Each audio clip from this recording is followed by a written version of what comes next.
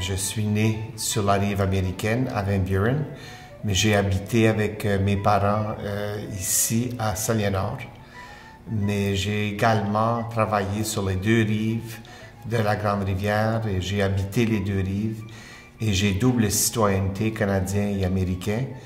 Et je dis toujours, je suis de citoyenneté canadienne et américaine et de nationalité acadienne. La colonie a été fondée par des Acadiens qui ont remonté la rivière Saint-Jean et qui sont installés en 1789.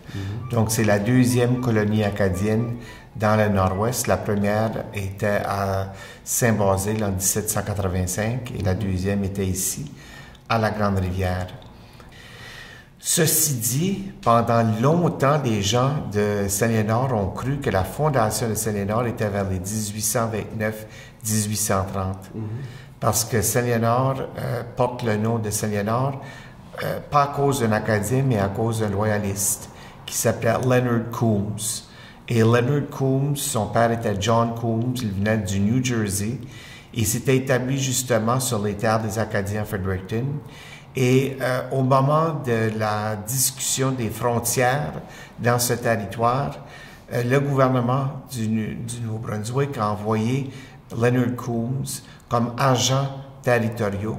Et encore une fois, ils sont venus dans la région des Cires et puis des Violettes et qu'ils avaient dérangé à plusieurs reprises.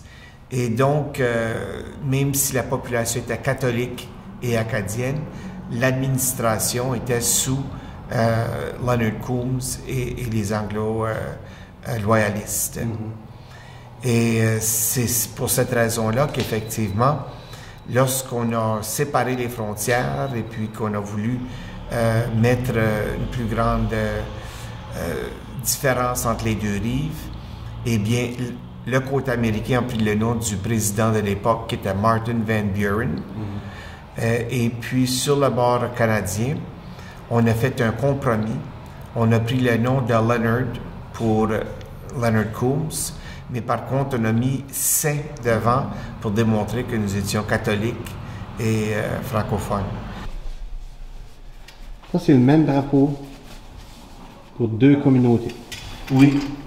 C'est le drapeau de Van Buren, oui, puis le drapeau de Saint-Léonard.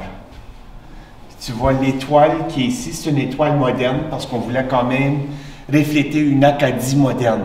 Pas juste une Acadie d'antan, mais une Acadie qui est encore vivante. Et donc l'étoile est plus stylisée, mais avec 5 pointes qui parlent des 5 premières familles pionnières qui sont venues s'installer. Et si vous regardez les 3 grandes lignes qui sont les flots, donc sur l'Atlantique, ils ont traversé l'Atlantique, ils ont remonté la rivière Saint-Jean, puis ils se sont établis sur les rives approximatives de la Grande Rivière. Et donc, voilà, ça manifeste la réalité de notre communauté. Ah, super ça. Et c'est le seul drapeau qui existe sur toute la frontière nord-américaine qui est partagé par 2 villes, mais de 2 différents pays. Effectivement, dans tous les consulats commerciaux américains à grandeur du monde, que pendant quelques années, dans les années 1920, autour de cette période-là, le plus important consulat commercial américain était situé à Saint-Léonard. Et donc, ça démontrait, et surtout, ça détruisait un mythe que les Acadiens n'étaient que des agriculteurs et puis n'avaient pas du tout une bosse d'affaires. Je me souviens, mon professeur d'histoire acadienne, Léon Thériault, avait été extrêmement surpris par cette découverte parce qu'on avait des documents qui démontraient qu'effectivement les Acadiens étaient très perspicaces dans le domaine du commerce et qu'ils avaient effectivement mis sur pied des commerces dans l'industrie du bois, de l'agriculture, de la nourriture aussi, des petits fruits et tout qui étaient vraiment envié par bien d'autres régions. Et aussi, à Saint-Léonard, on avait un avantage énorme. On était la seule municipalité dans les provinces atlantiques à être desservie par 4 voies ferrées. Donc, il y avait vraiment un centre très fort au niveau du transport.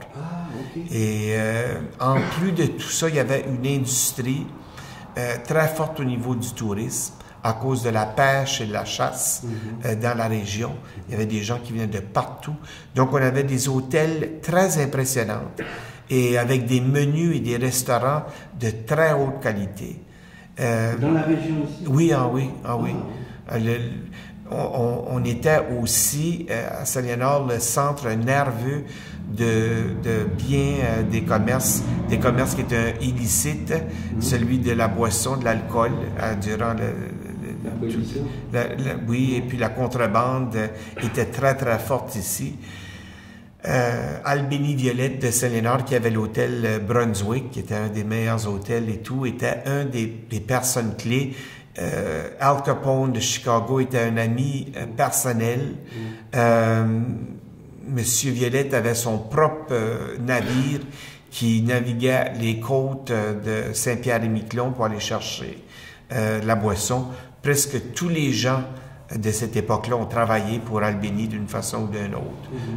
Je sais que mon grand-père était parti parmi tous ces gens-là qui ont travaillé pour Albénie. Et donc, il y a même des livres qui ont été écrits, donc un qui s'appelle Red Tide Over America, la marée rouge en Amérique, et qui avait un chapitre qui disait que Saint-Léonard était le centre du communisme en Amérique du Nord parce qu'il y avait tellement de choses illégales qui se passaient ici. Et donc, on avait toute une réputation. Je me souviens, quand j'étais jeune, j'allais chez mon oncle René Cyr, qui était responsable des douanes et de l'immigration à l'époque. Et puis, dans la cave de sa maison, il y avait une bibliothèque. Si on poussait, là, il y avait genre de petits bateaux qu'on poussait, la bibliothèque s'ouvrait et on pouvait traverser de un côté de la rue principale à l'autre côté de la rue principale par des tunnels. Et Saint-Léonard avait des tunnels un peu partout dans la municipalité. Pour cacher l'alcool et puis transporter l'alcool des trains jusqu'au commerce de M. Albénie Violette.